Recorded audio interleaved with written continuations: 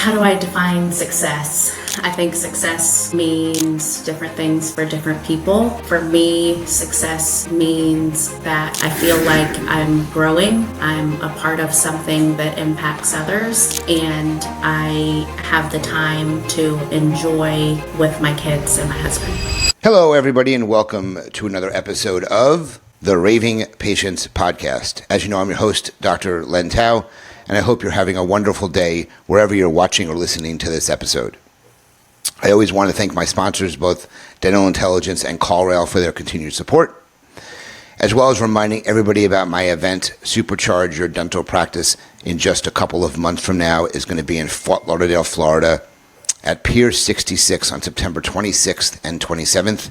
You can go to superchargeyourdentalpractice.com and use the code RAVING, R-A-V-I-N-G, to save $100 on your registration. Today's episode is going to feature Mandy Madeline from Pay Proudly. And the things we're going to be talking about is, with 18 years of experience spanning clinical care and operational leadership, Mandy joins myself to share powerful insights every dental practice needs to hear. In this episode, Mandy dives into the systems that truly make or break a practice. From supercharging strategies that save thousands without upsetting patients to building in-house membership programs that create predictable revenue and loyalty. Listeners will walk away with real-world strategies for streamlining their front desk, improving team performance, and elevating their reputation, all through clear, confident systems. Whether you're a practice owner, manager, or team member, this episode delivers bite-sized, actionable takeaways you can implement right away.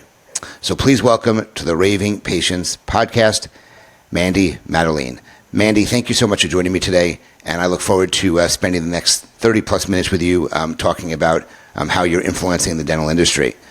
But first, let me read your bio very briefly, and then we'll jump into some Q&A. Okay. So Mandy brings over 18 years of experience in the dental industry, from clinical care as a dental assistant to leadership roles in practice operations and business development. Her journey from the operatory to the front office gave her a unique perspective on systems that truly drive patient trust, team efficiency, and practice profitability. Mandy empowers dental teams with simple, effective tools and strategies to improve onboarding, streamline systems, and elevate office culture. Through Pay Proudly Health, she helps practices eliminate hidden fees, implement smart payment solutions, and protect their bottom line. Mandy is passionate about helping dental practices operate as high-performing, efficient practices with less chaos, more clarity, and systems that support long-term success. So, Mandy, thank you for sharing that. That was actually really well done, so I just decided to read it as you had it there. But again, welcome to the Raving Patients Podcast. Thank you for having me. So, what I like to do, and you're still a fairly new business in the dental industry, is for those that don't know who you are, why don't you kind of give a very brief overview of how you help dental practices? Okay, great. So how I help dental practices is through Pay Proudly and bringing a payment solution that works well in the dental office. We integrate with practice management softwares to make payments seamless. We bring clarity to the space and really show offices what they're paying and processing fees, and then give them different tools that they might not have today, being able to vault patient cards and use those for recurring payments for treatment or building in-house membership programs. So that's something we're able to bring into the dental space today. And that's great. So can you talk to me or talk to the audience really, talk about your journey through the dental industry, how you kind of got into dentistry, and kind of what kept you in the space and really had you change roles throughout your time in the dental industry? Sure. So I got involved in dentistry in 2008. I was attending Youngstown State and heard a dental assisting program on a radio commercial. And from there, that ad really caught my attention. I went through that dental assisting program, and that really changed everything for me. Once I got into the profession, I really fell in love with it and spent many years assisting. And then grew into different leadership and operational roles. And really I've grown up in dentistry and that full circle experience is really giving me a unique view on both the clinical and the administrative and business side of a practice. And then I know, it's funny. I have a friend in the industry, and she was working in a dental practice in Florida. She moved into a different space, but still customer service and still in the medical space. And then a few months later, came back into the dental space. So, people always say the dental industry always has you as a grasp, and it's very difficult to like exit the industry completely. Look, I don't practice dentistry anymore, but I'm still very involved in the dental industry. So, what has kept you in here so long? And realistically, where do you see yourself from a position perspective in the industry at this point? Yeah. Well, thankfully, I have been very fortunate and have been a part of practices that provided me with different growth opportunities and allowed me to see all different sides of a dental practice. I can get bored easy, so I needed a change. I needed to stop assisting and really figure out what else can I do in the dental industry. And I saw a lot of breakdowns happening at the front, and so that's when I really made that shift to the administrative and operations to really solve those bottlenecks and build systems that actually supported the team, the doctor, and the patient experience. So being able to create processes not only for that clinical side, but operational and administrative side was huge for me, and something that I really enjoyed. And yes, I agree with you. Once you're in the dental industry, I don't think you can get out. I don't want to get out. Like, this is just what I love, and these are my people, And so, when I brought Pay Proudly into my last practice, I did that for a couple different reasons. I was looking for a processing company where we could set up recurring payments, because I was building an in-house membership program, so that we can bring that in-house and save money and be able to just offer a better patient experience and make decisions that were best for the patient. So that's when we found Pay Proudly, implemented that into the office, and I'm just really excited and fortunate that I'm now able to bring this solution to dental offices across the country. You said that you were, I think you said dental assisting, and you went to school at Youngstown State. Is that what you said? Uh-huh. Okay. And that means you were chairside. And then, over the years, especially, COVID times, 2020 and a little bit afterwards, there's been a big shift in the roles that individuals want to play in the practice. And, there's been a big change with individuals who no longer want to be, as Elijah Desmond used to call it, trapped in the op. He had a Facebook group called Trapped in the Op. And a lot of people were looking for additional things to do, expand what they were doing. Obviously, you have more income potential and those types of things. So why did you decide, because you were assisting, why did you decide to look at another option? What happened that what was the impetus for you to look at a different type of role in the industry? Yeah. Well, at that time, the office that I was a part of, we were building a leadership team, and there were just some real breakdowns on the administrative side, and I felt like I could bring some value to that side of the business, and it felt like something where I could grow and learn another side of dentistry inside the office. And so that's when I made that shift from dental assistant to administrative roles, and again, just was able to solve a lot of the bottlenecks and also bridge a gap between the clinical team and the administrative team, which was huge because I was able to bring a different perspective and allow them to see each other's sides. The admin team see what happens on the clinical side, and for the clinical side to see what happens on that admin side, and really just bring the team together, which was something that was a game changer for the practice. Got it. That makes a lot of sense. I want to shift gears a little bit here now. I want to talk about a topic that's, I guess, would be somewhat controversial in the dental industry. I sold my practice in October of 21, and I retired in 22. So it's only been a few years since I haven't been clinical. But when I was in practice, surcharging the patient wasn't a common thing. Over the last few years, when you go into any restaurant, you go into almost any business, there's always a sign that says, you pay with a credit card, you pay, 2.5% to 4%. I just, in my home here in South Florida, we had a company come in and they actually cleaned our grill. And they told us that there was a 4% charge on if we used a credit card. So almost any business you use now charges a surcharge if you use a credit card, or in other words, they'll give you a discount if you use cash. Right. In the dental industry, there's a lot of people who are very much for it, and there's a lot of people who are very much against it. Me personally, and I'm just giving you my personal opinion here, is it really makes us look cheap. I know it's an operational expense, and if someone wants to do it, I would be concerned that a patient gets mad and then we're nickel and diming them. I'd rather just raise my fees to cover that. So I'm curious your perspective on things, because you're obviously in it a lot more than I am. But what do you find is the advantages, disadvantages? Why do you think it's such a polarizing topic right now in the industry? Yeah, it is interesting how it's really become a topic that everyone is talking about on, dental Facebook pages and different dental podcasts. Everyone's talking about surcharge today and how many people are doing surcharge and should I do it?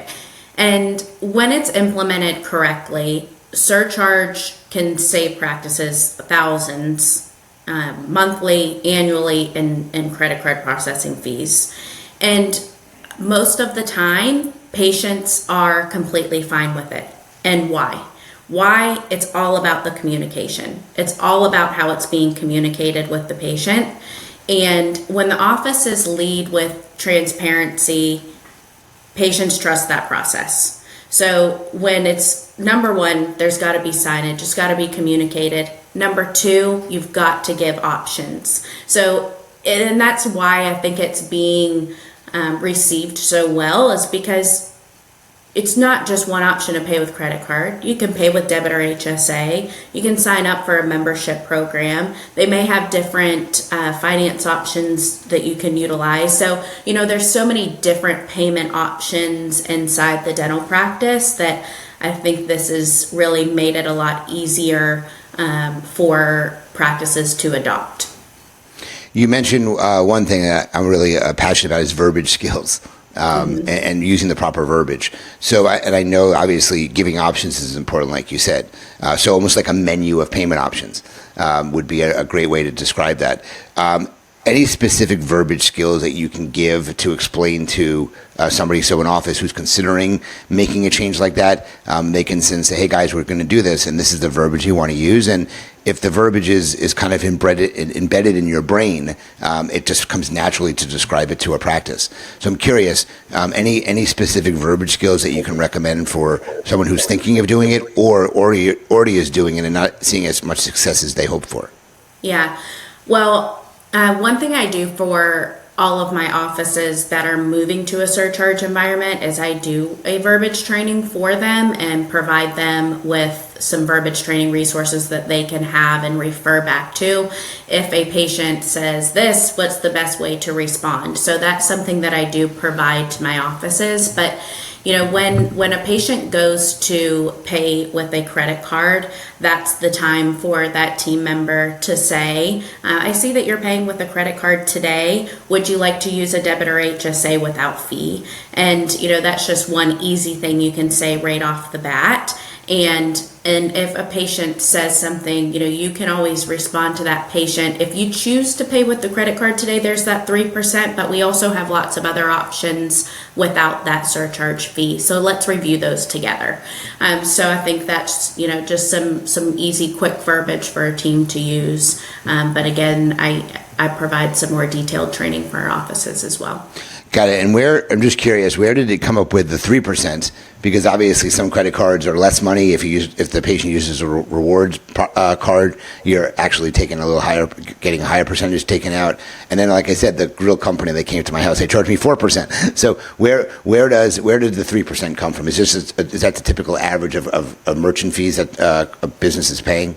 Yeah, and that's going to be what the state allows. So there are different state regulations. So that's something we have to look at depending on what state you're in. Most states are capped at a 3% surcharge. There are some other states that are capped at a 2%, and then there are a few states that don't allow surcharge at all. So, and we've talked to some offices that are doing it and that are not compliant, and so we've been able to help them through that and put them in a compliant surcharge program so that they're not going to potentially be hit with fees in the future. So it just really depends on your state. Is there any states that you know of at the top of your head that do not allow surcharges? Maine is one of them. Oklahoma is one that is capped at a 2%. So if, we have some dental offices in Oklahoma, but it's a 2% surcharge. And is there any states that have no cap? No, everyone has. So it's either a cap or you can't do it. Correct. Got it. Okay. All right. And on the surcharging topic, is there anything else that you wanted to talk about? I would just say, if it's something that you're exploring, most important thing is that you feel like it's the right choice for your practice. Like you said, it's something that you would be against doing in your practice, and I don't think it's the right option for everybody. I don't think it's the best decision for every practice to do it, and so that's something you have to decide and something that you want your team's input on. And is it something that they're going to be comfortable and confident explaining and having that communication with the patients? Because it's going to be on them at the end of the day. They're the ones communicating with that patient when they take a payment. So I would say that's the biggest thing, is if it's something you're looking at and exploring, make sure that it's something you feel is best fit for your practice and that it's something you can get your team behind. Got it. No, that makes a lot of sense. And thank you for your opinion on that.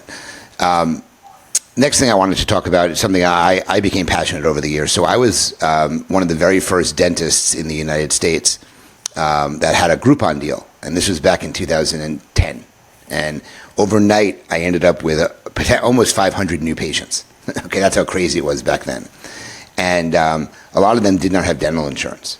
Mm-hmm. So that was an impetus for me to start an in-house membership plan, because I wanted to keep the patients that I was getting and have more brand loyalty. So I created something called the Oral Health Savings Plan, which was an in-house membership plan that I had read about, and I tweaked it to obviously fit my office because I was a fee-for-service practice. Mm-hmm. And over the years, I have talked to a lot of people about membership plans and how important I feel it is for a practice to have. So it seems like you have a similar feeling about in-house membership programs. So can you share your feeling over the years as to why you feel this is very important for practices to implement? And basically, again, what's the best way to implement that in a practice? There are plenty of programs nowadays that obviously do the work for you and you're paying them fees. I didn't have anything like that back then, so I just managed it myself. So can you talk about all those things? Yeah, this is one of my favorite topics. And, membership plans are a powerful way to increase patient loyalty and cash flow. But only if the system is simple, right? It has to be a system that is easy for your team to use and easy for your patients to sign up. So it's one thing that I love to help practices streamline their membership program so that the team can confidently present it and patients can easily sign up. So in 2021, I was building an in-house membership program for the practice that I was a part of at that time, and we also were a fee-for-service practice. We were utilizing a third-party membership program, and we were paying somewhere around a 13% effective rate utilizing that program, which was outrageous. And so what we wanted to figure out in the office is, how do we bring this in-house so that we can manage it, we can save on processing fees, and build this ourselves. So we did that through Pay Proudly's payment system. And building a membership program for every office, you want to be able to customize those, depending on what type of patients the office sees. Are you seeing a lot of children? Should you have a child plan? Is it a perio office? Do we need a perio plan? So, really looking at that office and customizing what are the best plans that fit that office and the patients that they're seeing.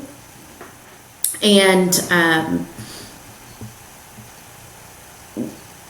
it's something that really is beneficial for every practice to have, whether you're fee-for-service or whether you're insurance. And I think today we're finding many patients are foregoing dental insurance and moving towards offices that offer membership programs.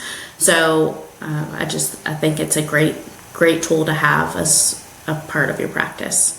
One of the struggles I had was when they didn't have insurance, they were happily buying the membership plan, and then when they got insurance, which obviously can happen, and you didn't participate with their insurance plan, they wanted to leave and go to somewhere else. So I'm curious, I'm sure I'm not the only one who had that experience. So do you have any suggestions on how to kind of prevent that from happening as best as possible? I think having a conversation with that patient and asking them what made them choose to go that route. Why did they choose a dental insurance instead of utilizing that membership program?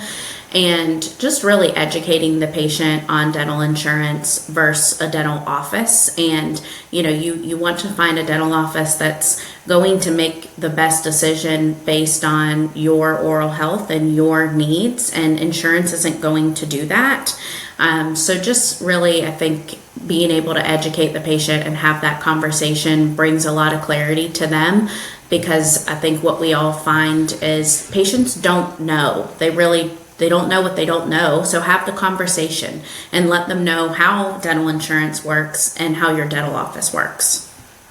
Got it. No, that makes a lot of sense when it comes to that. In terms of what they should be offering in their membership plan, when I did it, it was it was an annual fee.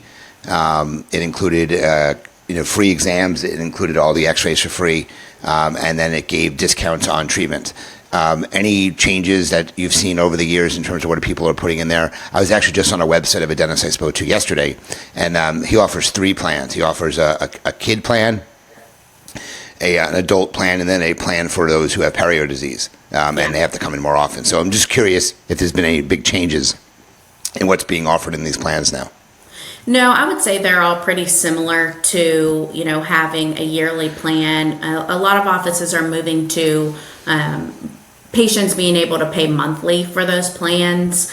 And I think that's just another payment option for the patient, and what's easier for them, a monthly payment or a yearly payment. So being able to offer different payment plans is important, and most of them are going to cover their cleanings for the year, discounts off of the treatment. I always think covering, like you said, the X-rays are great, maybe even emergency exams, letting that patient know that, we're going to take care of you. You're part of our membership plan, and this is included. And if you have an emergency ever, we are going to take care of you same day. I think that's a huge one. And then I am seeing some offices that are adding some different whitening plans, because we know all patients love whitening. So just some different things like that as well. And for those, I met a dentist who was dealing with some highfalutin patients, I guess you can say, and he had a special plan for those VIPs. and it was a significantly higher cost plan. But it almost made him like, as long as he's around, it's like you get seen within the hour. So it gave those people who, those people who were special, I guess you can say, they paid a lot more money, but it gave them almost like more of a VIP experience. What is your feeling on that? Well, I think all patients should be considered VIP, but I think telling them that is always great. Got it. All right. So I think you had said that or one of your quotes is, your systems reflect your standards. Can you kind of explain what that means for dental practices and how it shows up in the patient experience? Yeah. So this kind of goes back to a leadership coach that I had for many years in my previous dental office. And one thing that he said to our leadership team was, your standards are what you tolerate. And it's something that I find myself repeating all the time, and just reflecting on, what is our standard and are we going to tolerate this? And so now just thinking of it through your systems as well, your systems reflect your standards. And your financial systems say just as much about your practice as your clinical care. And when your team has clarity and your processes are consistent, patients feel confident and your practice grows. So you don't have to settle for broken systems. You can lead with clarity, and we're here to help you build those systems and processes in your team from a financial aspect, or even a different process that you might need help with on the administrative side or clinical side. We're here to help with those things. Oh, that's great. That's great. So you've been in dentistry, I think you said 18 years, and looking back at those 18 years in various roles, okay, from dental assistant to administrative, now kind of helping your dental practice from more of a vendor perspective. Do you think, or do you have any advice to any dental office looking to, improve their practice systems, efficiency, payments, anything that we talked about today? Advice for a dentist? Yeah, or team, or anybody listening to the podcast. Yeah.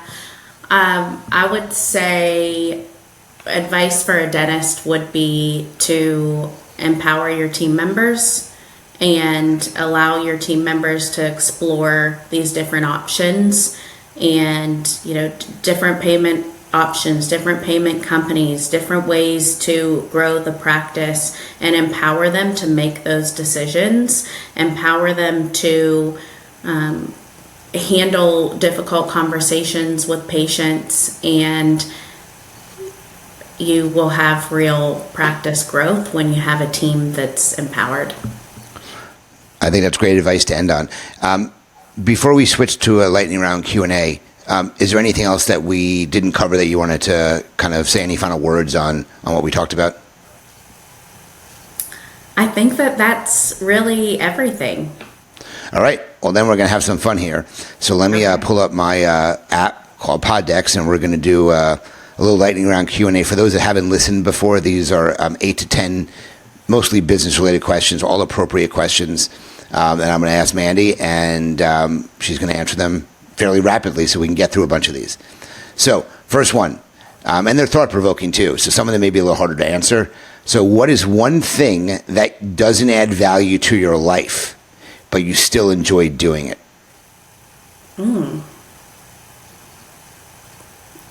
Oh, that's a hard one. One thing that doesn't add value to your life, but you still enjoy doing it.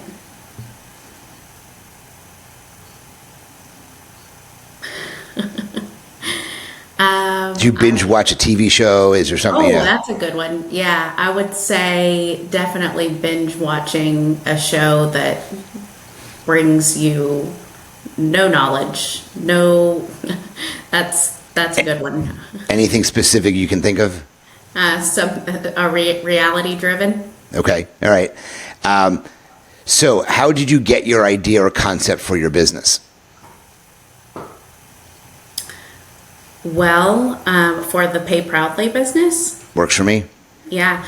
Well, I think just being in it and bringing that solution to an office I was part of, and being able to say, hey, this really solved a problem for me, and I know it'll solve a problem for others. Got it. Describe Mondays for you in one word. Ooh. Focused. Okay. This is a tough question. We'll see how you do on this one. If you had to open up a lemonade stand tomorrow, what would you call your stand?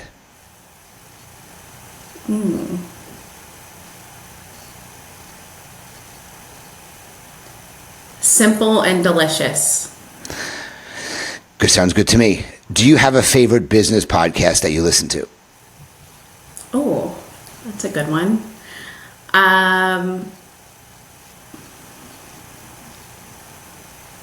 I would say I listen to a lot of Joe Rogan, and he brings a lot of different business perspectives. What have you learned from the most successful person you know?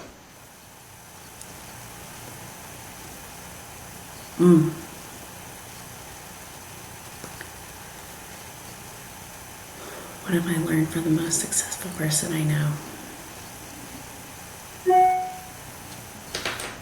I would say to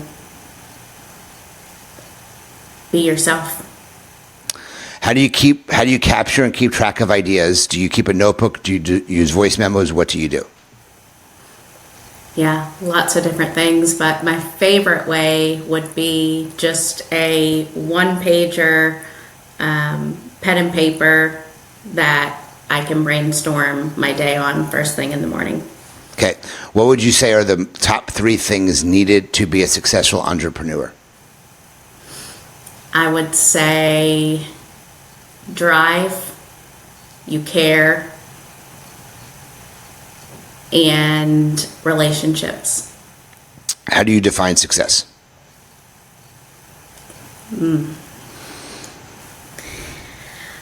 How do I define success? I think success means different things for different people.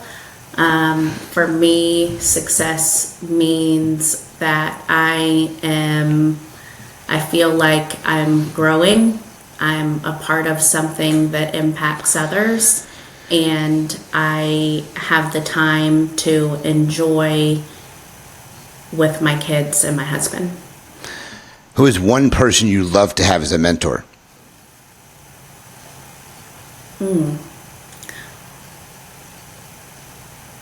Alex Hormozy. I don't know who that is, but that's okay. Last question, I ask everybody this question. If you had one subscription, either business or personal, which one could you not live without? So something that you pay for on a monthly or annual basis that you use for business or personal use that you simply cannot live without.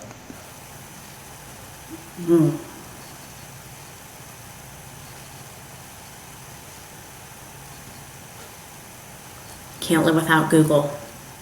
So what do you pay for on Google? All of my Google domain, Drive. Google Drive? Okay, there's your answer, Google Drive.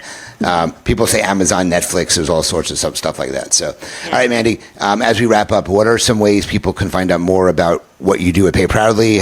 I know you had an offer you wanted to throw out to the listeners and viewers. Pass off that information so they can get in touch with you if they want to learn more about how you can help their practice.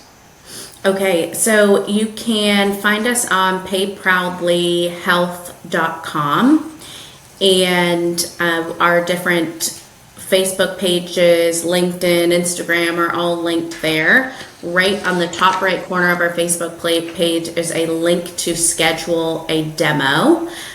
So you can reach us and schedule a demo. We can make that quick, 15, 30 minutes in your day. We know dentists and office managers are very busy, so we just want to provide you with information, and we can do that, whichever is best for you. And as far as an exclusive offer for our Raving Patient listeners, we would like to just thank everybody for tuning in. And if you mention Raving Patients, then we will provide you with free installation and $100 credit towards your equipment when you schedule a demo and mention Raving Patients Podcast. And I'm assuming they can mention my name as well. Some people know me by my name, not the Raving Or Patients Dr. Podcast. Lentau. Perfect. Mandy, this was great. Thank you so much for enlightening and entertaining our listening audience and viewing audience. If you listened and you kind of connected with Mandy here, and you're interested in more about what you can do for your practice, please reach out. Please, again, mention Raving Patients Podcast or my name. If you think this episode would benefit one of your colleagues, teammates, please pass it along, have them listen to it as well. Remember to always subscribe and like and promote the episode. I really appreciate it. Remember to check out the sponsors, both Dental Intelligence and CallRail. I'm always thanking them for their support.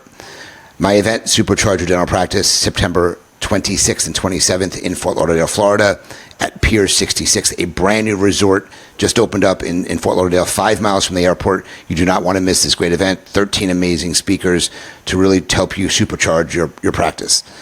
And as I end every single one of my episodes, remember, your reputation matters. Until the next one, Mandy, thank you so much for joining me, and we'll talk to everyone soon. Thank you.